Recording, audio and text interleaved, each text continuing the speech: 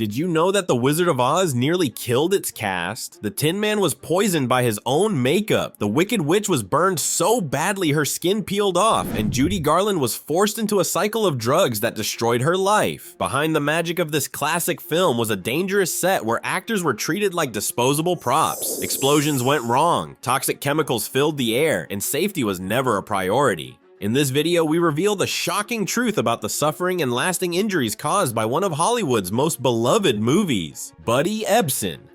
Buddy Ebson was supposed to be one of the stars of The Wizard of Oz, bringing the Tin Man to life with his dancing skills and signature charm. But instead of a fairy tale career boost, the role nearly killed him. Originally, Ebson was cast as the Scarecrow, but his co-star Ray Bolger had his heart set on that part. Bolger managed to convince the studio that he would be a better fit, and Ebson, being easygoing, agreed to switch roles. It seemed like a minor change. After all, it was still a major role in what was shaping up to be a groundbreaking film, but what he didn't know was that this decision would lead to a medical nightmare. To transform him into the Tin Man, the makeup department came up with what they thought was an innovative idea, covering his face and body in aluminum powder to create that signature metallic look. What they didn't realize, or didn't care to consider, was that aluminum powder is dangerously toxic when inhaled, and because actors had to wear makeup for long hours under the intense studio lights, Ebson was continuously breathing in the fine metallic particles without any protection. At first, it was just discomfort, some coughing, a little tightness in his chest, but soon the symptoms escalated into something far worse. His breathing became labored, his muscles started seizing up, and at night he felt like he was suffocating. One evening, he woke up gasping for air, clutching his chest in agony. His lungs were shutting down. He was rushed to the hospital, where doctors discovered that his respiratory system had been severely compromised by prolonged exposure to aluminum dust. Ebson was in critical condition, struggling to breathe, and unable to move without excruciating pain. The hospital stay stretched from days into weeks as doctors tried to flush the toxins from his system. Meanwhile, the studio, more concerned about production delays than his health, wasn't exactly sending flowers and well wishes. Instead, they quietly replaced him with Jack Haley, hoping no one would notice. Ebson was left to recover on his own, and The Wizard of Oz moved forward without him. Jack Haley's Tin Man makeup was changed to a safer aluminum paste instead of powder, but even then, it caused problems. Haley developed an eye infection severe enough to pause filming. It seemed no one playing the Tin Man could escape unscathed. Buddy Ebson's time as the Tin Man ended with him gasping for air in a hospital bed, but he wasn't the only one who paid the price for Oz's enchanted visuals. The Wicked Witch's dramatic disappearance in a cloud of smoke may have looked like magic on screen, but in real life, it left one actress screaming in agony. Margaret Hamilton, playing one of the most terrifying villains in movie history, should have been an exciting experience for Margaret Hamilton. Instead, her time on The Wizard of Oz became a nightmare, one that left her with permanent scars and a deep fear of on-set stunts. The most horrifying incident happened while she was filming the scene where the Wicked Witch vanishes in a cloud of smoke. It was a complicated stunt. She had to stand on a hidden trap door while a burst of flames and smoke exploded around her, creating the illusion that she was disappearing into thin air. But something went terribly wrong. The timing of the trap door and the flames was off. Instead of dropping safely beneath the stage before the fire ignited, she was still fully exposed when the explosion erupted. The searing heat engulfed her. Her green makeup, which contained copper-based chemicals, intensified the burning. She screamed in agony as flames licked her hands and face. Crew members rushed in to help, but the damage had been done. The fire had caused second-degree burns on her face and third-degree burns on her right hand. Hamilton was immediately taken to a hospital, where doctors treated her wounds and ordered an extended recovery period. She was in excruciating pain, and the burns on her hand were so severe that she had to keep them bandaged for weeks. The green paint had to be carefully removed from her skin, as any attempt to wash it off risked worsening her already raw flesh. Hamilton carried the scars of the accident for the rest of her life. While her career continued, and she even embraced the Wicked Witch's legacy in later years, she never forgot the pain she endured for the role. She would often joke about her time on The Wizard of Oz, calling it an unforgettable experience, but the scars on her hands told a different story. Margaret Hamilton Hamilton was lucky to escape with her life, but her injuries paled in comparison to what her stunt double endured. Hollywood's obsession with realism pushed the limits of safety, and one mistimed explosion left her with wounds that would never fully heal. Betty Danko.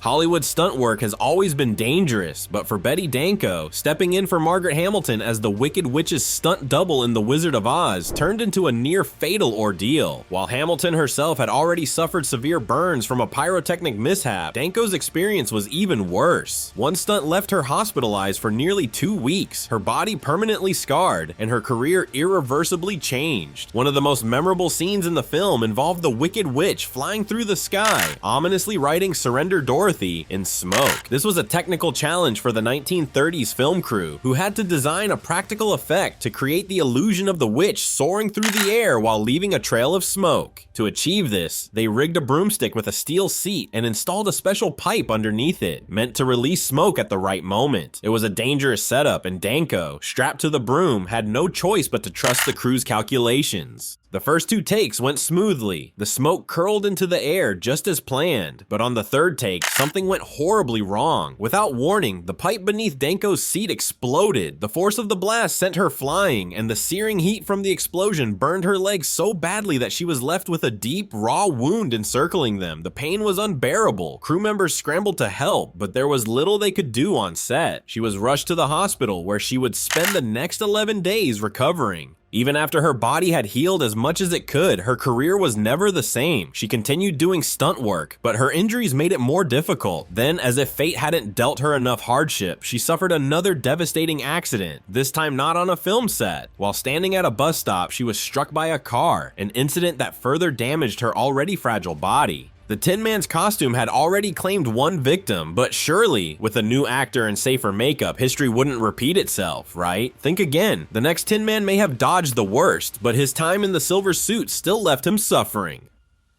Jack Haley.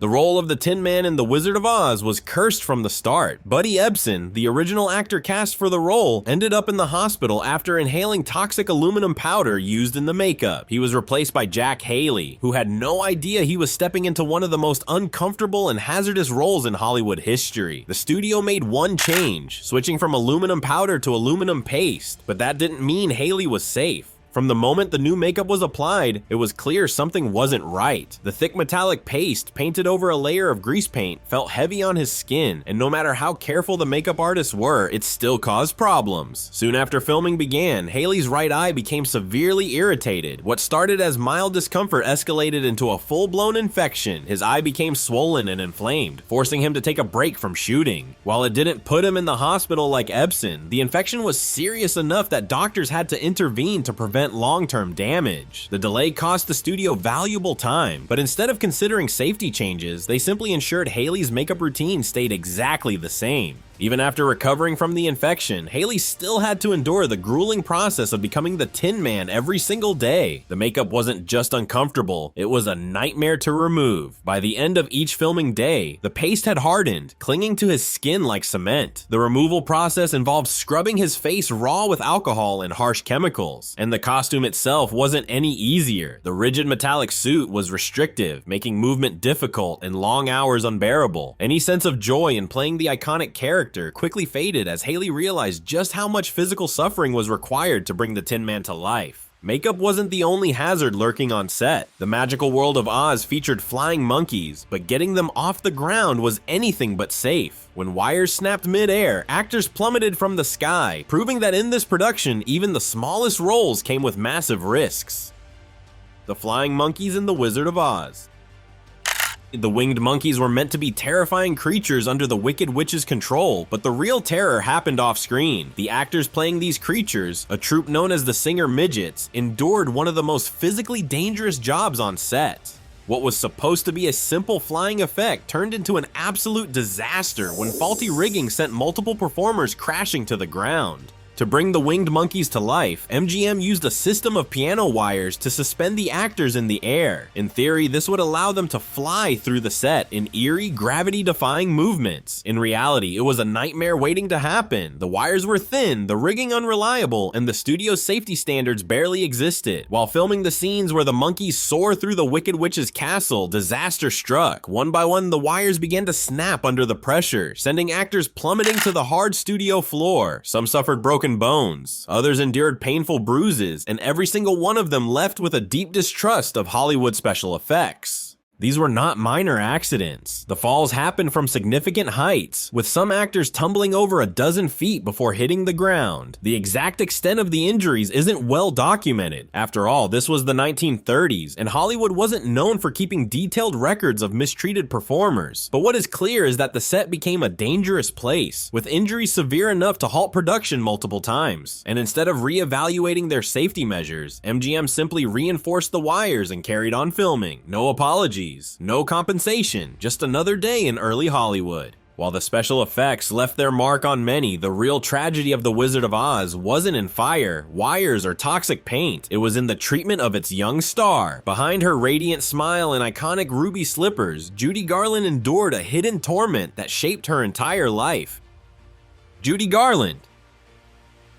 At just 16 years old, Judy Garland stepped into the iconic role of Dorothy Gale in The Wizard of Oz, a performance that would cement her status as a Hollywood legend. However, behind the enchanting portrayal lay a troubling reality of exploitation and abuse that would haunt her for the rest of her life. The pressures of early stardom took a severe toll on Garland's physical and mental health. Studio executives at MGM were fixated on maintaining her youthful, wholesome image, leading them to impose draconian measures to control her appearance. She was subjected to a strict diet regimen, often limited to chicken soup and coffee, and was introduced to amphetamines to suppress her appetite and boost her energy for the grueling filming schedules. To counteract the stimulating effects of these pep pills, she was also given barbiturates to help her sleep, initiating a perilous cycle of dependency. The studio's obsession with her weight and appearance extended beyond diet and drugs. Garland's physical features were altered to fit the industry's narrow standards of beauty. Her teeth were capped, and her nose was modified with prosthetics. These invasive procedures, coupled with the constant monitoring of her food intake and the administration of substances, eroded her self-esteem and fostered a negative self-image. Tragically, the years of mistreatment and substance dependency culminated in her untimely death. On June 22, 1969, Garland was found dead in her London home from an accidental overdose of barbiturates. She was 47 years old. Her death underscored the dark side of Hollywood's golden age, highlighting the industry's exploitation of young talent and the devastating consequences of such systemic abuse.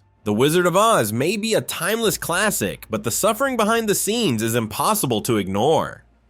From poisoned actors to brutal injuries and lifelong trauma, this film came at a heartbreaking cost. Hollywood has come a long way, but stories like this remind us of its darkest past. What do you think? Should this movie still be celebrated, or does its tragic history change how you see it?